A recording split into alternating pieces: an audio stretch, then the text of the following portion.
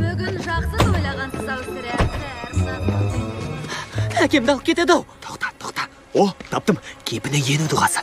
Кез келген адамның кейпіне еніп жасырынуға болады. Тағы бүлдіріп қойсамшы. Нұсқауында былай делінген. Кейіпке ену алдау. Демек дұға іске асу үшін алдамау керек. Өтірік айтпасаң, дұға күшін жоймайды. Жарайды. Кімнің кейпіне енеміз? Жетер, сізді бөлімшеге апарамыз. Мұнда не болып жатыр, жолдас, қарындас? Полицейлер? Офицер Бронко, сіз де көлікте болдыңыз ба? Тап солай. Және біз, кешіріңіздер, мен бар жауапкершілікті өзім алам. Яғни, мына жігіт үшін өзім жауап берем. Алаңдамаңдар. Ей, алдына мен тұрам деп ем ғой. Тыныш тұр. Бұлармен өзім сөйлесем. Бронко, сен қаланың басқа шетіне кетіп ең ғой. Жоқ, бармайтын болдым. Бәрі дұрыс па? Ештеңе, мойын тартылып. Өтірік айта берме дедім. Сұраққа сұрақпен жауап бер. Сен бұл аймақта не істеп жүрсің өзі? Мен не істеп жүрмін? Жалпы бұл фәнеде не істеп жүрміз осы?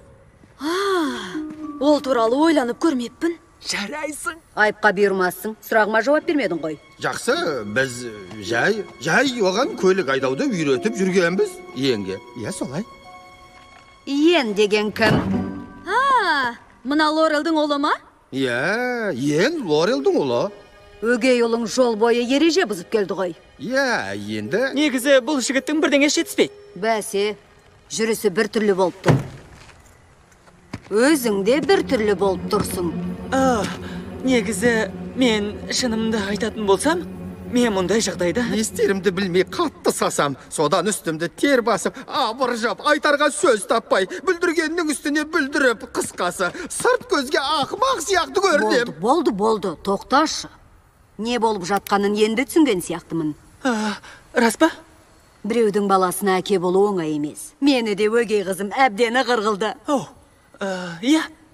Жарайды, баланы босатайық. Рахмет, мен мұны апарып, өз орнына отырғызайын.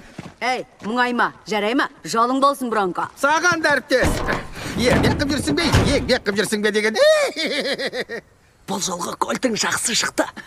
Жағдайың қиын екен, Бронко. Лайтфуттың баласы шатақтау екен. Бұл айтқаныңа келісе алмаймын. Меніңше Ен тәртіпті, момын, жуас азамат. Ол емес, үлкенін айтам. Не? Меніңше нағыз ақымақтың өзі ғой. Бұл жолы келісетін шығарсың. Келіспеймін. Мен, жарайды, онда мен... Мен кеттім, енді үйге апаруым керек. Яғни, жұмысқа кешігіп барам, кешіріп барам. Кешір, шаршадым дегенім ғой, ауырып жатырмын ғой.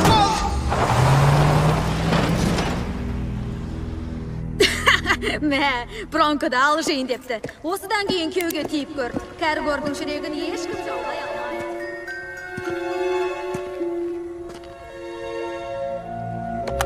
Бұл Спектр, мен офицер Кольт Бронкомен байланыстыра аласыз